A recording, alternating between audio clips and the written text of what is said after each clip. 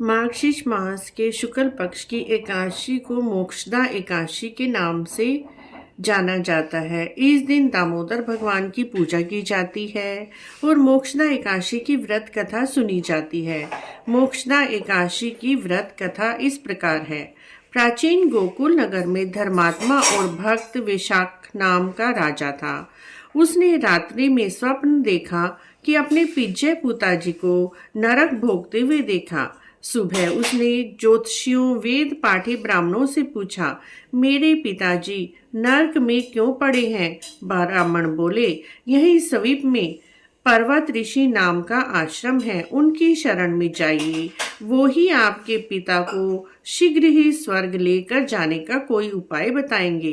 राजा पर्वत ऋषि की शरण में गया, दंडवत प्रणाम करके कहने लगा, मुझे रात को सपने में अपने पिता के दर्शन हुए हैं। वे बेचारे नरक की यातनाएं भोग रहे हैं, यमदूतों के हाथों से दंड पा रहे हैं। अतः आप कोई भी उपाय बताइए योग बल से, जिससे उनकी मुक्ति हो सके और शीघ्र से शीघ्र मैं उस उपाय को कर सकूं। मुनि ने विचार कर कहा, धर्म कर्म सब देर से फल देने वाले होते हैं, शीघ्र फल देने वाला केवल जो शंकर जी को भी प्रसिद्ध है, परंतु उनको प्रसन्न करना भी कोई आसान बात नहीं है। देर अवश्य लग जाएगी। तेरे पिता को जितनी जल्दी हो उतनी मुक्ति चाहिए, इसीलिए सबसे सुगम और शीघ्र फल देने वाली मोक्षदा एकादशी का व्रत है। इसे विधि पूर्वक परिवार सहित करने से तुम्हारे पिता को नरक की यातनाओं से छुटकारा मिलेगा और उनकी मुक्ति होगी, स्वर्ग की प्राप्ति होगी।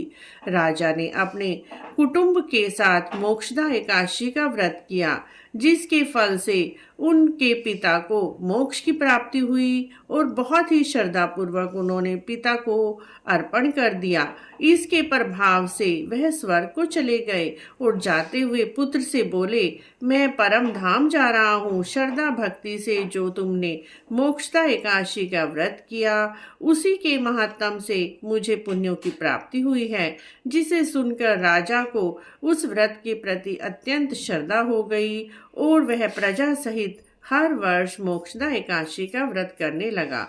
मोक्षदा एकादशी का व्रत करने से पितरों को शांति मिलती है, पितृदोष खत्म होता है और साथ ही घर में सुख समृद्धि आती है। जो भी मोक्षदा एकादशी की व्रत कथा को सुनते हैं, पढ़ते हैं और सुनाते हैं, उनके जीवन के सारे कष्ट दूर होकर जीवन में सुख ही सुख मिलता है। बोलिए मोक्षदा एकादशी की व्रत कथा की जय। कहानी अच्छी लगी है तो प्लीज़ लाइक शेयर सब्सक्राइब।